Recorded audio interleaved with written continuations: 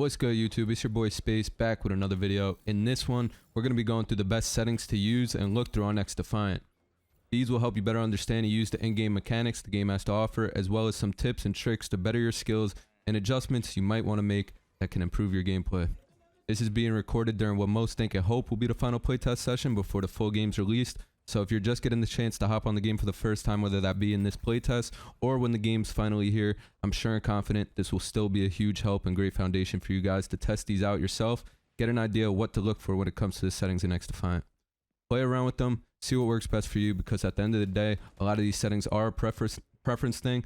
Let me know in the comments what you guys think. If my settings worked for you, great. I'd love to hear that. If not, I'd also love to hear what adjustments you made and might have tweaked to better help your playstyle.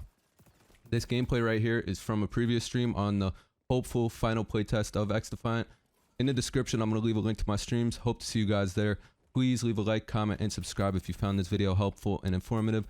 And until next time, enjoy the rest of the video. Take it easy. Peace. Alright, so let's get right to it, man. And for the sake of this video, we're going to be using this cool area they have.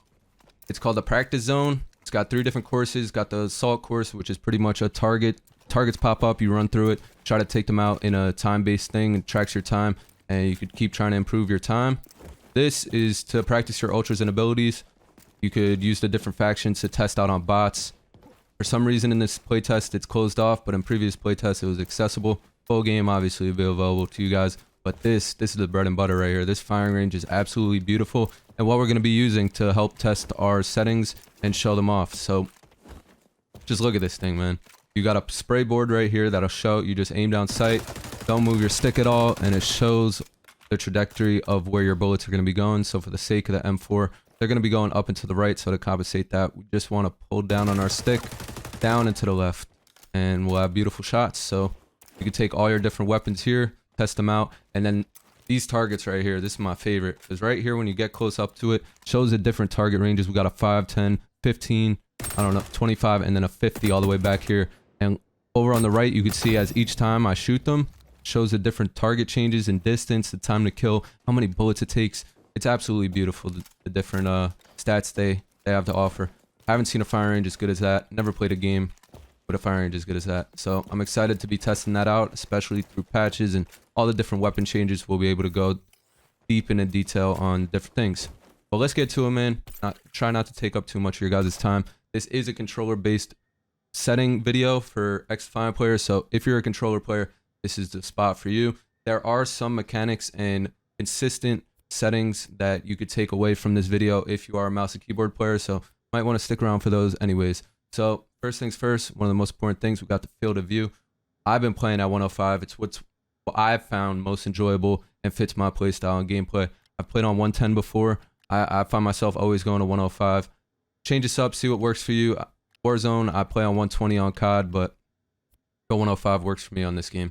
ADS field of view, this is going to be on consistent. This just makes it where when we're aiming down sight, the field of view setting that we have it on stays consistent even when we're aiming down sight, because if you have this on independent, it changes the field of view to where it's closer in on the barrel of your gun, which would cause more visual recoil.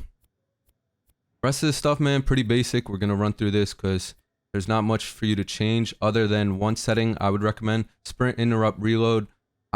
Most people like this on because they have the option to where if they start sprinting, it just cancels it out. But you could also cancel out your reload if you turn, because I like to get away. You know, you reload, trying to run away while reloading. Like, it's huge. It could keep you alive in these situations, especially when you're playing a sweaty team, man. You got to be on the go, be able to finesse and adapt to different situations. So if we go back to that setting under gameplay and UI, sorry. Looking at the wrong setting there. So if we turn that off, it'll now allow us to sprint and continue to reload.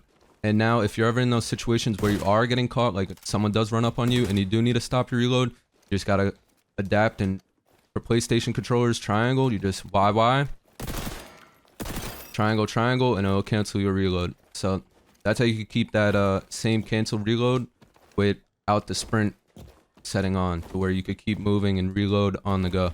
So I find that helps me out a lot, and I think it would change your guys' gameplay and help you guys out too. That's the biggest thing under gameplay and UI besides the HUD limits. So this is essential for players that want to be knowing what's going on the map at all times. Your mini map's your best friend. with this closed in the way it is, most people just keep it basic, have it on, think they need their full screen out there. Nah, you want to keep it tight so you get all this information, everything centered to your screen, and you don't have to put that much stress on your eye to go to that top left corner to pick up your minimap info, see where the other team is and your enemies. So this is another essential setting under gameplay and UI. Damage numbers, I play with these off for the sake to show you guys what damage numbers look like. They used to be bigger and show a lot more, but they change it to a smaller size. If you play with them on, this is what it would look like in game. I play with them off. It's all personal preference, what you guys enjoy playing with. Other than that, pretty much default here, man. If it's not default, just change it to this, because I'm telling you, these are the best settings you could be rocking. Enemy health bars, keep those on, great information.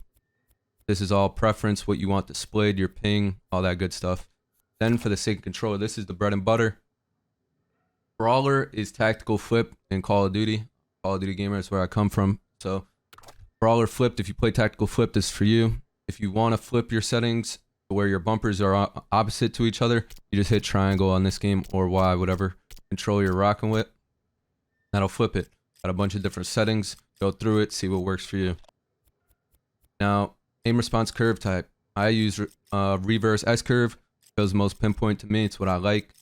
And then my sensitivity, I'm rocking 50-50. This is just somewhere you could find a foundation for you guys to rock and change it. See what works for you guys. Compared to other players I've seen on this game, this is on the higher level of sensitivities, on the higher number. So might not be what works for you. I think the default is 30-30. And if you look underneath, I do have an ADS sensitivity multiplier adjustment. On Call of Duty, I'm like a firm believer of liking all my stuff one thing. So on COD, I would leave this one, but for some reason on this game, it just works for me. The 0.85 with the 50-50, the quickness of me being able to move at the hip and then locking in on my targets when I need to just works. And I find it really comfortable. And I will say in the beginning of this game, I was really uncomfortable, but once I played around with my settings and got the feel for what works the best for me, it made me fall in love with the game. It's just a hurdle you got to get over, test and play with the settings and see what works for you. Hopefully this could give you a good basis to build that foundation off of and play around and see what works the best. Then the left stick and right stick, this changes based on how old my controller is, how broken in it is. If it's brand new, I normally start around 2 or 3, but if it's more broken in on my right stick, this is what I'm aiming with. I like it at 5. It's pretty much just going to be moving the more, like if you have it on a lower number, it's going to move more loose on a more broken in controller. So to compensate the looseness that it could get to at times, you want to just bump this up. At least that's how I feel with this setting. Then the left stick, this is just so your movement to finesse. Sometimes if it's on a lower setting, it'll move on its own a little bit easier. So play around with that, see what works for you and what keeps your movement tight.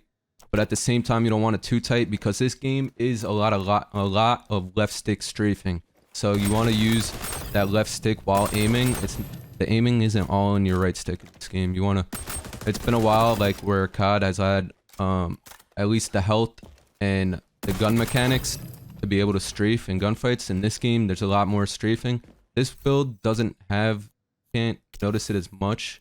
Like my ACR build, like my strafe is smooth, and you want to have a good dead zone setting to where your strafe feels to the point it needs to be. And we have aim assist strength and aim assist follow. I know friends and players that have changed this. Me personally, I play with a default. To lower it, default 0, and if you feel like you want to lower this, the 2 settings and reasonings behind these, aim assist strength just as if you're looking at a character, the strength of how your aim assist is reacting to that player. The aim assist follow is, let's say there's another player sliding in front of that player you were first aiming on. This will follow that player that just slid in more. If you lower it, maybe not as much. I haven't really tested it myself. I haven't felt like the need to change it, but you guys can play around with that. And that's a type of example I could give to you guys on what this would do if you play with it. Try not to take too much of your guys' time. The rest of the settings here are just preference, how loud you want to blow out your ears and whatnot. Play around with this stuff. Input-based matchmaking, crossplay. They have some cool options, man. One last thing I can show you guys is, where is it? Gameplay and UI. This is a nice tip and trick I'll leave you guys out here with. to end the video off, team composition overlay on.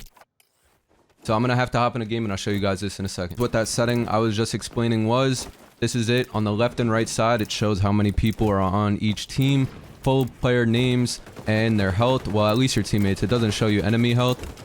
And then also when someone dies, so you just see Marcus Jones on the right got taken out there and now he's back up. So it's huge information if you want that added information. Some people think it takes up a lot of the screen, but you could still see past the names and whatnot. So if you like that information, it helps you track who's up, who just spawned and whatnot.